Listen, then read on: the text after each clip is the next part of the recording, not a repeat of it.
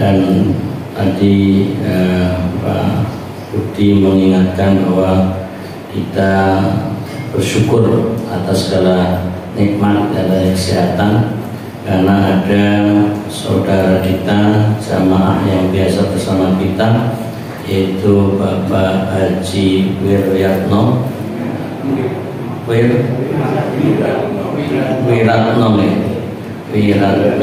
yang gerah ya. Ya, kita doakan untuk beliau. Mari kita baca sebagaimana yang sudah kita biasa membaca. Tapi doanya kita ini mudah-mudahan betul-betul Allah kabulkan sehingga beliau segera sembuh. Amin. Bismillahirrahmanirrahim. Allahumma Rabban nas adhibil ba'sa ishfi wa anta syafi la shifaa illa shifauka shifaan la yughadiru saqama tahuran insyaallah. Al-Fatihah. Bismillahirrahmanirrahim. Assalamualaikum warahmatullahi wabarakatuh. Alhamdulillahirabbil alamin. Wassalatu wassalamu ala asyrofil anbiya'i wal mursalin wa ala alihi wa sahbihi ajma'in. Asyhadu an la ilaha illallah wahdahu la syarika lah wa asyhadu anna Muhammadan abduhu wa rasuluh. Allahumma sholli ala Muhammad wa ala ali Muhammad kama shallaita ala Ibrahim wa ala ali Ibrahim innaka Hamidum Majid. Rabbi sholli sadri wa yassir li amri wahlul 'uqdatam min lisani yafqahu qawli. Jamaah salat subuh Masjid Baitul Syukur yang insya Allah dirahmati Allah Subhanahu wa Ta'ala, marilah kita selalu mengucapkan syukur alhamdulillahirobbilalamin kepada Allah Subhanahu wa Ta'ala, karena pada pagi hari ini yang di luar sana banyak sekali dari kita yang masih tidur lelap, kita sudah berada di sini dengan insya Allah kesehatan yang prima dan insya Allah mendapat kenikmatan selain itu yang dianugerahkan Allah kepada kita semua. Jamaah sholat subuh yang berbahagia dan insya Allah dirahmati Allah Subhanahu wa Ta'ala, seperti biasa pada hari Jumat ba'da subuh Masjid Baitul Syukur menyelenggarakan kajian ba'da subuh yang insya Allah akan disampaikan oleh beliau Almarhum Bapak Ustadz Haji Furqan Hasbi LCMD yang terhadir di tengah-tengah kita. Alhamdulillah. Selanjutnya nanti setelah kajian ba'da subuh insya Allah akan ada sarapan pagi yang telah disediakan oleh keluarga almarhum Ibu Hajah Kastini binti Marto Sudarno. Semoga menjadi amal baik mereka. Selanjutnya nanti sebelum dimulai pengajian, mohon Ustadz Furqan Hasbi untuk mendoakan jamaah kita yang sedang menderita sakit dan sedang dirawat di Rumah Sakit Jogja International Hospital. Akhirnya marilah sebelum kita mulai sholat dan salam selalu kita aturkan kepada junjungan kita Nabi besar Nabi Agung Muhammad Sallallahu Alaihi Wasallam. Untuk menyingkat waktu, marilah pengajian pada Jumat 30 Agustus 2024 kita awali bersama dengan bacaan basmalah. Bismillahirrahmanirrahim. Kepada yang terhormat Ustadz Furqan Hasbi kami persilakan. Bismillahirrahmanirrahim. Assalamualaikum warahmatullahi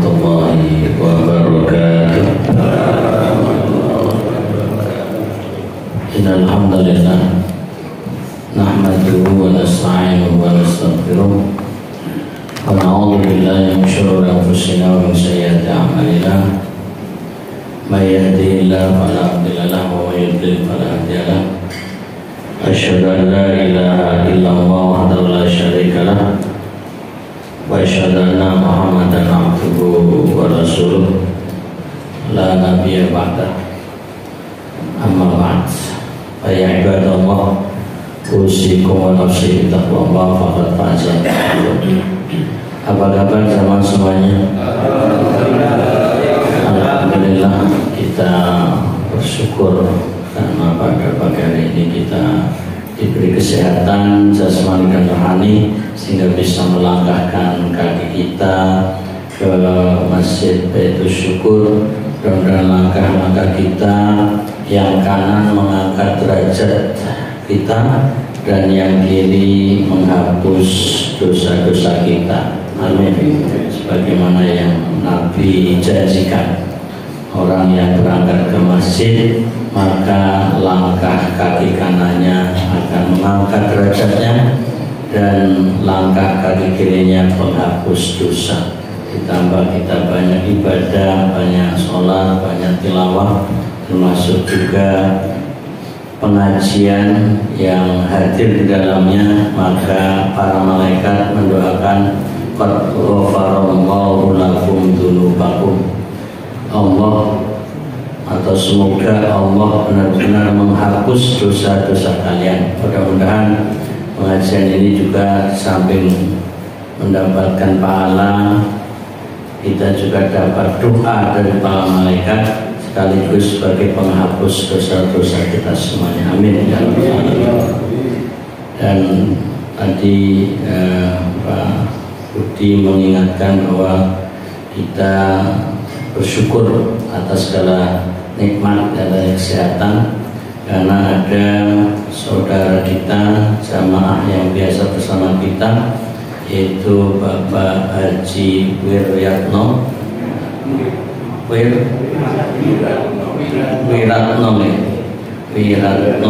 yang gerah ya, yang kita doakan untuk beliau.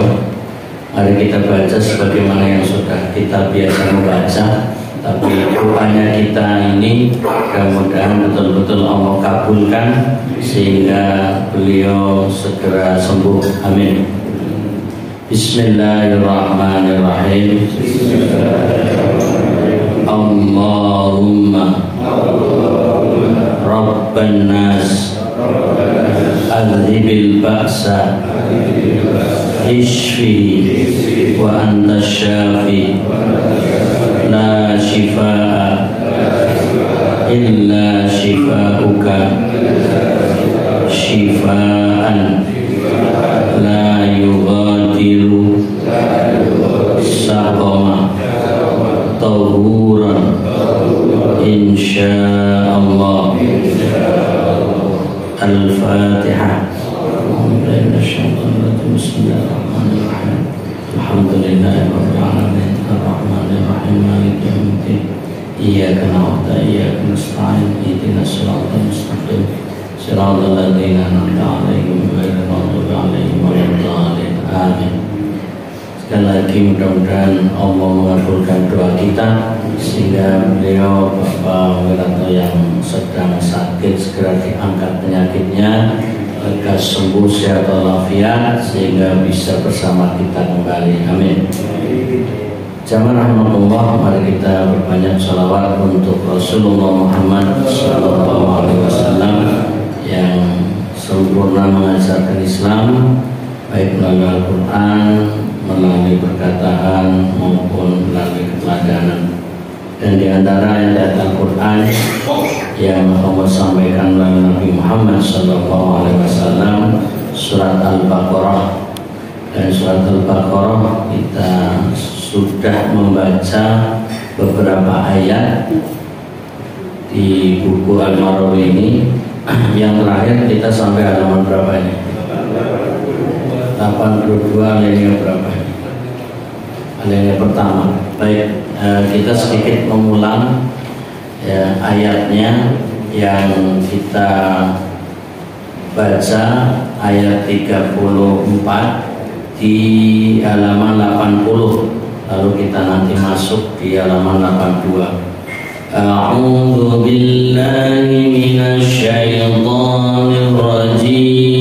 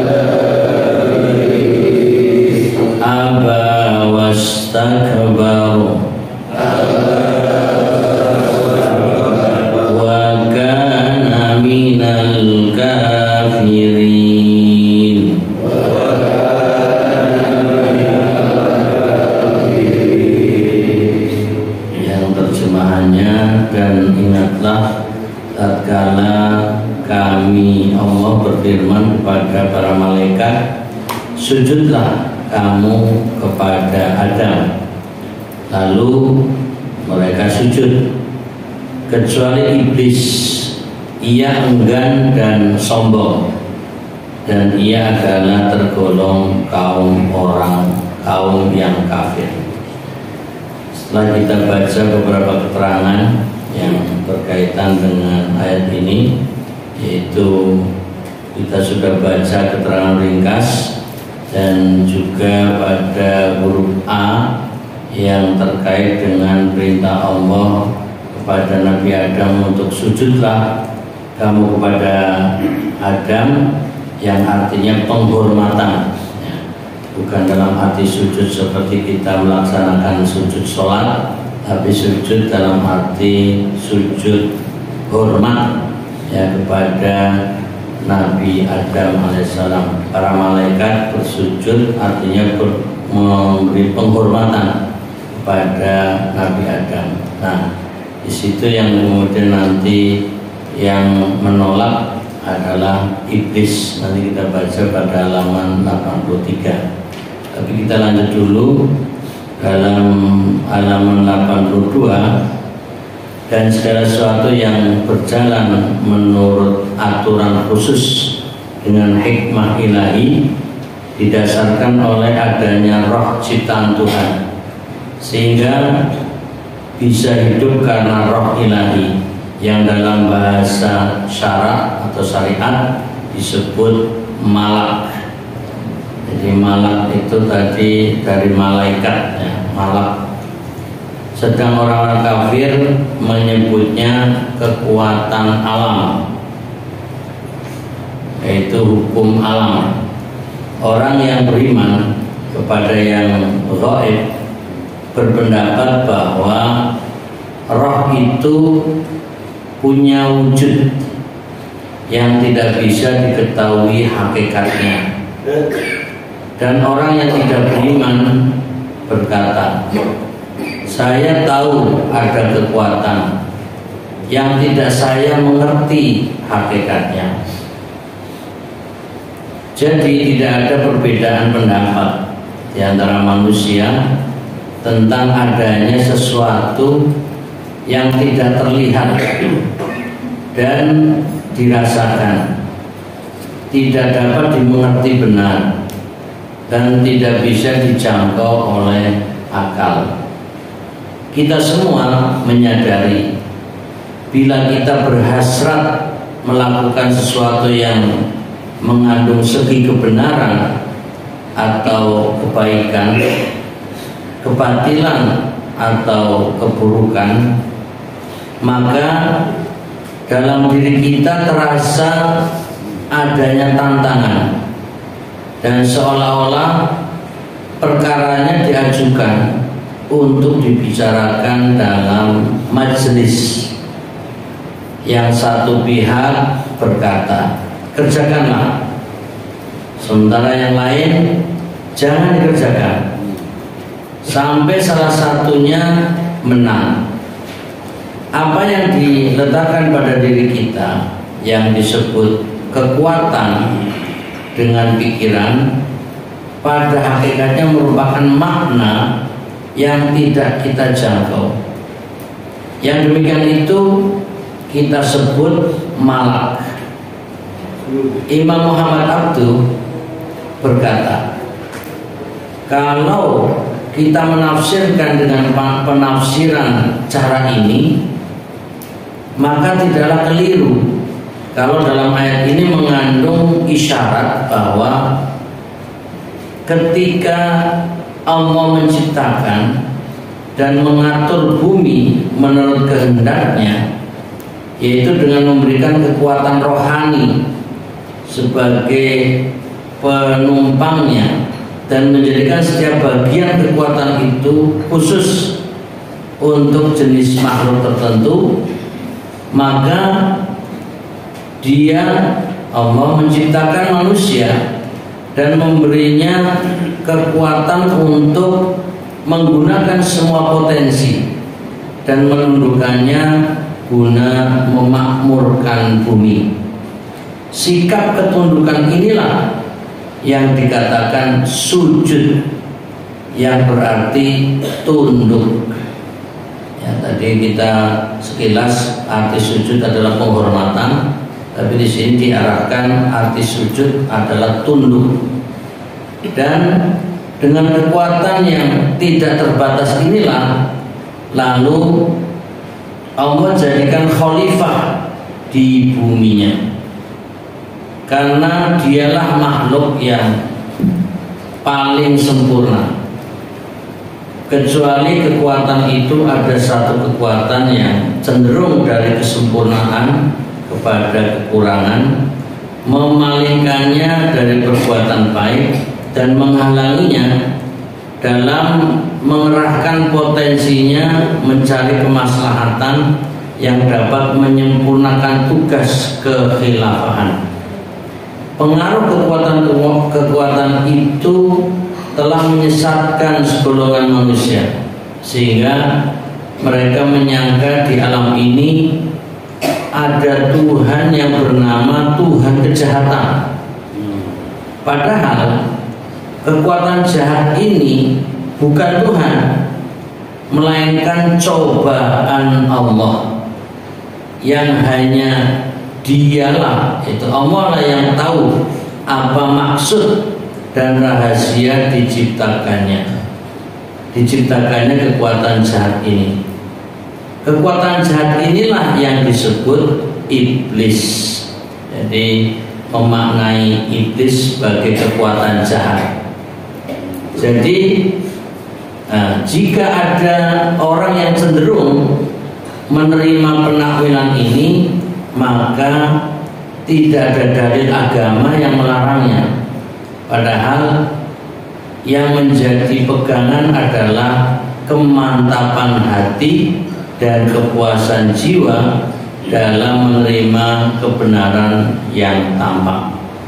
Ini sedang membahas tentang pertama makna dari sujud itu sendiri, kemudian ada 3 makhluk yang ditampilkan atau yang diinformasikan dalam ayat ini.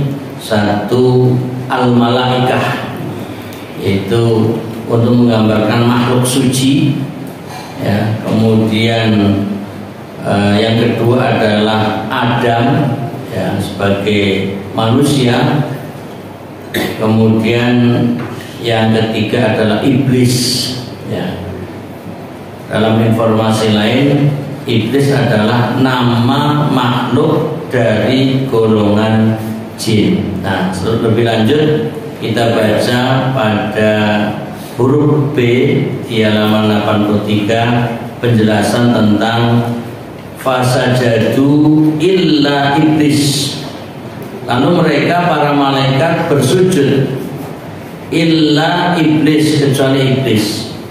Nah, di sini sebelum kita masuk penjelasan, pengertian iblis adalah makhluk tersendiri yang bukan dari golongan malaikat, tapi iblis adalah makhluk dari golongan jin. Hanya terkesan ayatnya mengecualikan dari para malaikat adalah iblis, sehingga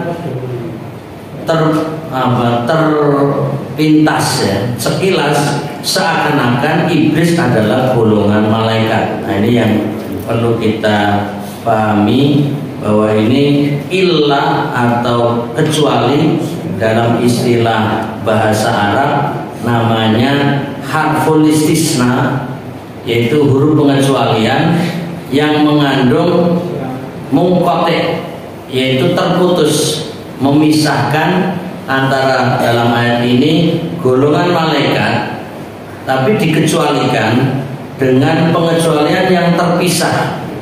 Jadi mereka para malaikat tunduk, ya, kecuali, nah kecuali ini bukan mengecualikan dari golongan malaikat, kecuali ada yang tidak tunduk, yaitu bernama iblis. Nah, ini artinya ilahnya atau istisnanya, pengecualiannya adalah istisna mungkote, terputus. Baik, kita ikuti dulu apa yang dijelaskan dalam tafsir Al-Marawi.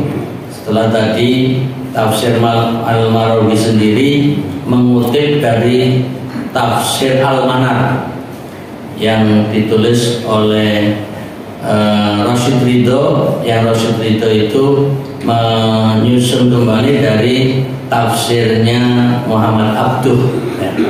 Jadi dikutip di tafsir Marawi ini. Kita baca huruf ba atau b, lalu mereka sujud kecuali iblis. Seluruh malaikat bersujud kecuali iblis. Tentang hakikat iblis ini, para ulama punya dua pendapat. Nah, ini sedang membahas siapa iblis itu. Pendapat yang pertama, dia adalah satu jenis jin yang berada di tengah-tengah ribuan malaikat, berbaur dan bersifat sebagian sifat mereka. Nah, ini kalau memahami kata berbaur berarti iblis berkumpul atau bersama para malaikat. Nah, kalau ini guyon, ini enggak serius. Sejajarnya iblis pernah bergaul dengan makhluk baik, yaitu para malaikat. Nah, kita yang mungkin merasa baik, pernahkah bergaul dengan para malaikat? Ya, kita nggak saja pernah. Kalau kita kumpul di masjid, ini para malaikat menurut informasi Nabi Muhammad SAW berdatangan mendoakan kita. Jadi setidaknya kita juga pernah bergaul atau bersama para malaikat, tapi nggak melihatnya. Nah, sementara di sini iblis bersama para malaikat yang saling melihat. Nah, itulah perbedaan kita, gitu. Tapi kita jangan menyamakan dengan iblis lah, ya. Tapi ini hanya untuk guyon saja. Sejajarnya iblis juga pernah di dalam surga, ini guyon saja. Tapi faktanya memang begitu dalam kisah. Kemudian sejajarnya iblis itu juga pernah bergaul dengan para malaikat. Ya, jadi kalau ada manusia, ya, yang jahat, kemudian tidak pernah, tentunya kalau jahat tidak pernah seperti pengajian, apalagi di sholat ibadah, berarti dia lebih jahat dari iblis, lebih buruk dari iblis. Ya, jadi ya kita alhamdulillah termasuk golongan yang baik. Mudah-mudahan kebaikan kita diterima Allah Ta'ala. Amin. Ya, PD saja dulu lah, PD. Ya. Di sini pendapat ini berdasarkan atau dalilnya ialah firman Allah, ya. Firman Allah dalam Al-Quran surat yang ke-18 itu yang biasa kita baca ini pada hari Jumat, surat Al-Kahfi yang disebutkan di ayat 50 untuk menyebutkan bahwa di sana wa idh qulna lil malaikati isjudu li adama fasajadu illa iblis kana minal jin. Nah, ini ada penegasan lebih jelas. Redaksinya hampir sama dengan ayat Al-Baqarah ini. Dan ingatlah ketika kami berfirman kepada para malaikat, sujudlah kamu kepada Adam. Maka mereka pun sujud kecuali iblis. Sampai di sini hampir sama, ya, secara redaksi dalam surat Al-Kahfi ayat 50 dengan surat Al-Baqarah ayat 34. Nah, selanjutnya yang membedakan dalam ayat 34 surat Al-Baqarah ini tidak menyebut iblis dari golongan apa. Tapi di dalam surat Al-Kahfi ayat 50 ada kata kana minal jin. Nah ini lebih tegas, dia adalah dari golongan jin. Nah ini menunjukkan kepastian informasi dalilnya bahwa iblis dari golongan jin. Itu yang kemudian mengarah kepada penafsiran illa, ya, itu kemudian disebut istisna munqati, pengecualian yang terputus. Dan karena malaikat itu tidak sombong, sedangkan iblis sombong, di samping karena ia diciptakan seperti diciptakannya jin, sebagaimana disebutkan dalam firman Allah, ini Quran surat Al-A'raf, ya, surat 7 ayat 12, ya. Di situ disebutkan bahwa qala ma mana'aka alla tasjud id amartuk qala ana khairum minhu khalaqtani min nar wa khalaqtahu min tin. Nah ini bahasa iblis, ya, yang menyatakan diri bahwa ini dalam Al-Quran surat Al-A'raf surat ke-7 ayat 12 menjelaskan, Allah berfirman, apakah yang menghalangimu, yaitu iblis, sehingga kamu tidak bersujud atau tunduk hormat kepada Adam ketika aku, yaitu Allah, menyuruhmu. Jadi ini bukan berarti Allah tidak tahu, tapi ini adalah untuk menggambarkan dialog, ya, bahwa Allah bertanya kepada iblis, kenapa tidak sujud, apa yang menghalangimu tidak hormat kepada Adam. Nah disinilah jawaban iblis menunjukkan kesombongan, yaitu qala ana khairum minhu. Kata iblis, yaitu menjawab pertanyaan Allah, aku lebih baik daripada dia. Wah ini apa, di hadapan Allah saja bisa sombong seperti itu. Kemudian iblis menegaskan lagi, khalaqtani min nar, ya, engkau ciptakan aku dari api. Nah, di sini perlu digarisbawahi, sejahat-jahatnya iblis itu mengakui dia sebagai makhluk. Ya, dia sombong, tapi di balik kesombongan itu mengaku aku adalah makhluk. Khalaqtani, engkau telah menciptakanku. Itu kan artinya saya ini makhluk, gitu. Nah, hanya saja dia menyadari terbuat atau asal usulnya adalah min narin, yaitu dari api. Jadi ini sedang membandingkan dirinya dibuat dari api, sementara wa khalaqtahu, ya, dan sedangkan dia, yaitu Adam, engkau ciptakan min tin, dari tanah. Jadi ada kesan api lebih kuat, lebih hebat, ya, daripada tanah. Nah ini gambaran bahwa iblis sombong di hadapan Allah dengan argumen asal usul ciptaannya. Tapi perlu diingat juga tadi, pertama, iblis itu iman kepada Allah. Nah ini penting.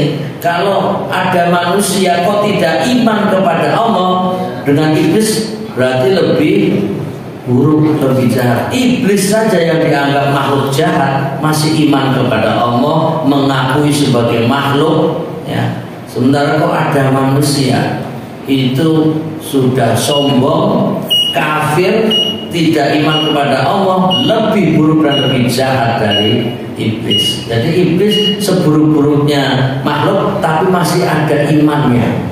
Kalau kita ikuti redaksi ayat Al-Quran yang menggambarkan tentang iblis, itu aja pengakuan khalaqtani, itu kan artinya pengakuan adanya Allah, pengakuan bahwa Allah lah yang menciptakan dirinya. Nah, ini untuk menggambarkan bahwa ada dialog ya dalam ayat ini dan juga di dalam surat Al-A'raf tadi ayat 12.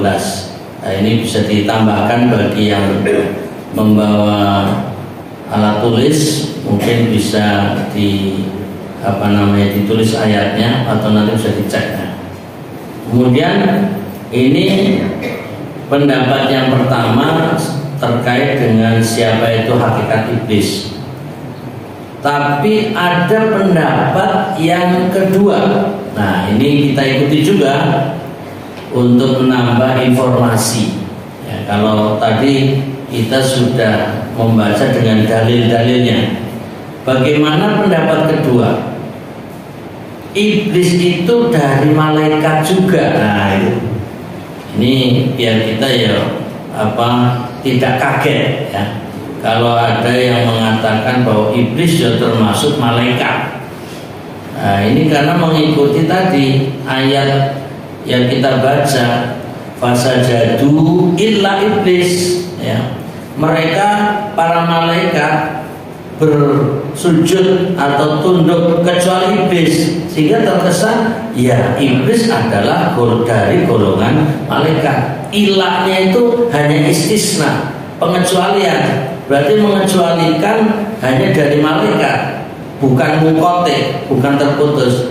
Seperti ya umpamanya ini para jamaah yang biasa hadir, semuanya hadir ya pengajian kuliah subuh ini kecuali ya fulan ya. Nah, kata fulan ini adalah bagian dari jamaah.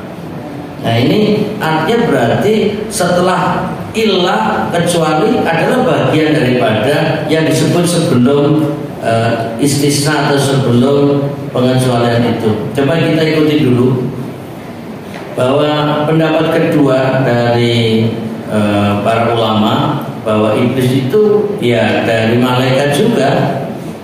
Karena apa? Perintah sujud di sini tertuju kepada malaikat. Ini satu. Juga karena menurut dhahir ayat ini dan yang serupa, ia tergolong mereka.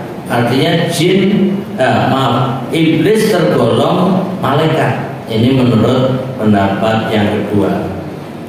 Nah, di dalam penjelasan lebih lanjut, penulis tafsir Al-Marwazi ini mengutip dari pendapat tafsir atau penulis tafsir ya, yaitu Al-Baghawi. Inilah pendapat yang paling benar. Coba. Jadi ternyata penulis tafsir yaitu Al-Baghawi menyatakan inilah pendapat yang paling benar.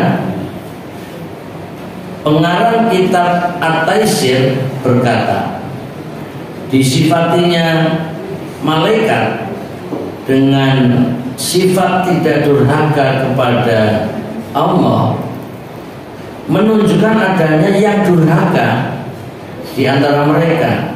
Jadi ingin menggambarkan pada dasarnya malaikat itu makhluk yang tunduk patuh, yang selalu sami'na wa ta'na, yang mengatakan kami dengar, kami taat. Tapi kemudian ternyata ada juga yang durhaka di antara mereka. Kalau tidak begitu, tentu mereka ini cuma tidak dipuji. Ketaatan mereka adalah wataknya, sedang kedurhakaan adalah karena tingkahnya. Nah, ini sedang membedakan bahwa malaikat pada dasarnya wataknya memang selalu taat. Ya, tapi ada perilaku yang kadang di luar ketaatan itu alias durhaka. Ini sedang berargumen ya, sedang memberi alasan yang menunjukkan bahwa iblis golongan malaikat dan iblis adalah malaikat yang durhaka.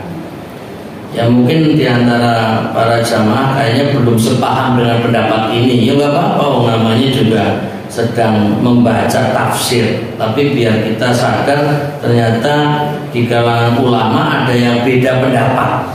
Dan ini diantaranya penulis tafsir At-Taisir. Ini apakah termasuk di sini penulis kitab At-Taisir Baghawi yang menunjukkan bahwa inilah malah justru pendapat yang benar gitu loh. Ya kita sementara mengikuti dulu, tidak mudah terpengaruh gitu ya.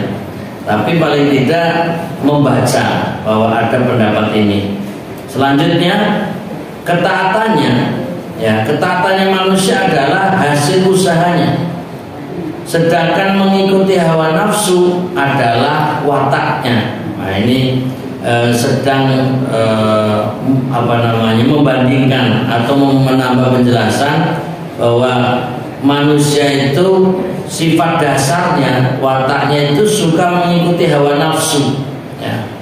Tapi kalau kemudian manusia kok bisa menjadi makhluk yang taat karena usahanya, ya. Jadi perbuatannya. Jadi ini kebalikan dari tadi bahwa malaikat pada dasarnya wataknya adalah selalu taat. Tapi ada malaikat yang maksiat atau durhaka. Dalam hal ini kemudian ditafsirkan iblis sebagai malaikat yang maksiat.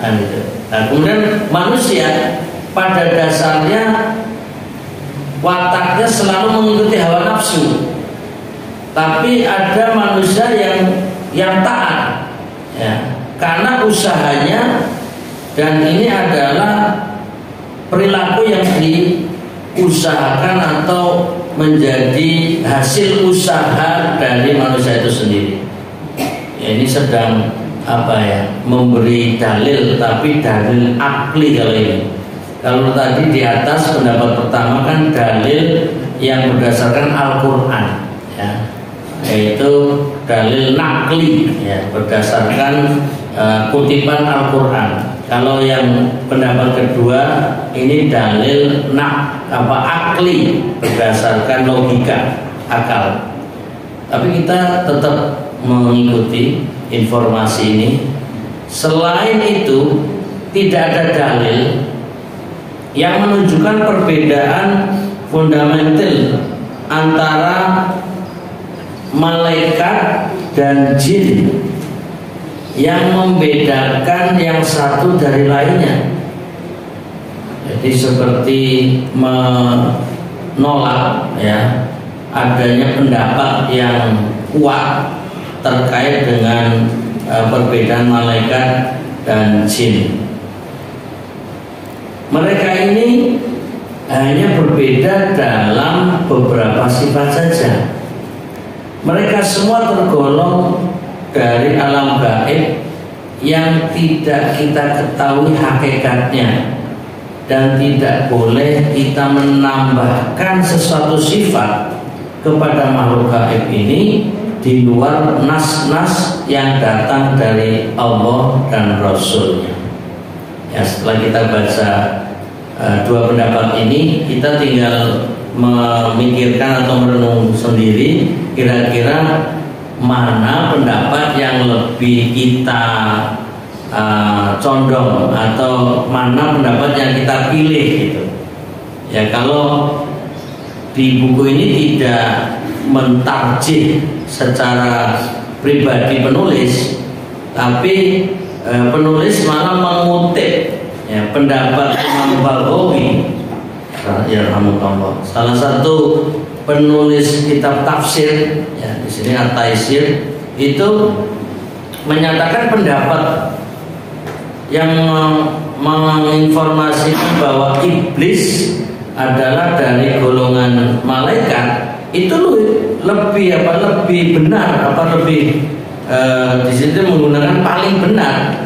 Nah, ini kan menurut kutipan dari Al-Baghawi, ya. Artinya apakah penafsir atau penulis tafsir Al-Maraghi ini Syekh Ahmad Mustafa ini condong kepada pendapat kedua atau tidak, itu tidak menyatakan dirinya, tapi hanya mengutip saja. Allah, monggo ini kita latihan untuk terbuka dari sisi perbedaan pendapat tanpa harus menyalahkan satu dengan yang lain. Nah, ini untuk mendewasakan kita dalam perbedaan pendapat. Jadi dalam tafsir pun bisa terjadi beda pendapat. Nah, seperti yang sudah kita baca sebelumnya, itu juga terjadi perbedaan pendapat. Apakah sebelum Adam ada makhluk lain, ataukah Adam ini manusia pertama di bumi? Nah, itu juga sudah kita baca. Itu silahkan, namanya terjadi perbedaan pendapat selalu ada, dan kita saling menghormati dan menghargai perbedaan itu. Kemudian yang selanjutnya, huruf C ini untuk menggambarkan sikap iblis, ya, ketika diperintah Allah untuk tunduk sujud, yaitu aba wastakbar. Iblis yaitu ia enggan dan sombong. Penjelasannya, ia menolak perintah Tuhannya untuk sujud. Dan lagi, setiap kali kita baca sujud maknanya adalah tunduk atau hormat, menunjukkan kesombongannya. Intinya tidak mau tunduk kepada Adam dan menolak kebenaran. Alasannya karena merasa dirinya lebih baik unsurnya dari khalifah ini, lebih bagus pula hakikatnya, seperti disebutkan dalam ayat 12 surat Al-A'raf tadi, surat yang ke-7, yang menyatakan dirinya khalaqtani min nar. Jadi ana khairun minhu. Kata iblis, saya lebih baik daripada Adam, karena engkau telah menciptakan aku min nar wa khalaqtahu min tin. Ya, saudara, engkau Allah menciptakannya dari tanah. Nah, itu untuk menggambarkan kesombongan iblis.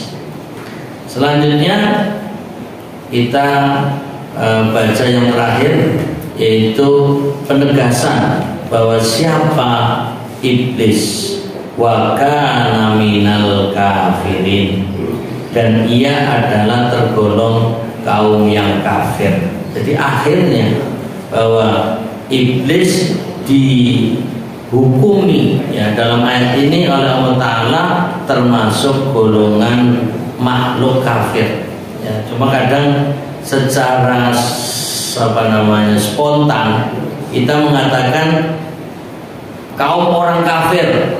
Ini sebenarnya kata orang ini kurang pas, karena iblis bukan orang, gitu loh. Tapi ya sudah, ini karena bahasa Indonesia, ya. Kadang-kadang ini malaikat atau seorang malaikat, gitu loh. Seorang malaikat, dan malaikat ya malaikat, orang ya orang, atau mungkin orang adalah untuk menggambarkan jenis, gitu. Allah, ini kadang spontan. Ini dikatakan dan ia adalah tergolong kaum orang kafir. Ini huruf D itu loh. Padahal kan iblis tadi saja ada disebut dia dari malaikat, ada disebut dia dari jin. Tapi malah di sini kaum orang kafir. Berarti malah bisa jadi iblis dari orang, itu kan. Ini malah keliru lagi ini. Ya, ini ada masalah bahasa Indonesia. Jadi kalau lebih tepatnya malah dia adalah golongan kafir. Sebenarnya terjemahannya sudah benar itu. Dan ia adalah tergolong kaum yang kafir. Nah, ini lebih tepat. Tapi kemudian di huruf D ada tambahan kata orang, ini kurang pas. Jadi mungkin dihilangkan saja. Dan ia adalah tergolong kaum kafir, itu tanpa orang. Nah, kita baca ini terakhir, jadilah dia golongan kafir sebab tidak patuh kepada perintah Allah, karena merasa dirinya lebih mulia. Sedang yang lebih mulia tidak patut tunduk kepada yang di bawahnya. Ini selesai kita baca penjelasan ayat 34. Nah, sedikit menambahi kata kafir tadi, hanya mengulang apa yang sudah pernah kita sampaikan, bahwa al-kafirin itu adalah asal katanya dari kafaro. Nah, kafaro itu secara terjemahan menutup ya.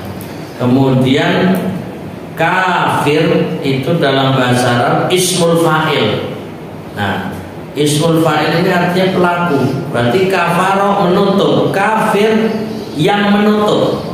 Berarti terjadinya kekafiran itu muncul dari dirinya, ya, bahwa dirinya menutup untuk menerima. Nah, menerima dalam hal ini kebenaran. Jadi kalau ada orang kafir, artinya orang yang menutup diri mendapatkan hidayah dan petunjuk Allah. Nah, jadi pada prinsipnya Allah memberi petunjuk ya, atau memberi informasi kebenaran, tapi dia tidak mau mendengar, dia tidak mau menerima, dia tidak mau mengambil kebenaran itu, lalu disebut kafir. Nah, untuk iblis dinyatakan kana. Nah, ini dalam ayat ini untuk menceritakan masa itu ya, sudah menunjukkan iblis dulu sudah kafir kana ya, karena ini dikisahkannya di hadapan Nabi Muhammad SAW, sementara peristiwanya di awal penciptaan Adam. Berarti kekafiran iblis itu semenjak penciptaan Adam, bahkan dinyatakan sampai hari kiamat. Artinya iblis itu mendapatkan peluang hidup ya, sepanjang masa sampai hari kiamat. Wah, ini jadi luar biasa panjangnya hidupnya iblis, tapi dalam kekafiran. Na'udzubillahi min dzalik. Sama rahmatullah. Untuk terbitnya jam berapa? Sudah ya. Berarti kita sudah bisa diakhiri sehingga bisa sholat. Maksudnya kalau belum ya kita tambahin, tapi kalau sudah ya berarti cukup. Demikian jamaah rahmatullah. Mudah-mudahan kita bisa berjumpa lagi pada kesempatan yang datang, karena ini sudah terbit dari jam 5.36 ya. Sementara kita sudah hampir jam 6 ya. Mudah-mudahan sehat selalu dan kita dalam keadaan baik dan istiqomah ya. Mudah-mudahan mendapat ilmu yang bermanfaat dan kita selalu di jalan kebenaran. Ihdinas siratal mustaqim. Berilah petunjuk kepada kita semua jalan yang lurus. Rabbana atina fid dunya hasanah wa fil akhirati hasanah wa qina adzabannar. Amin. Wa billahi taufiq wal hidayah. Assalamualaikum warahmatullahi wabarakatuh.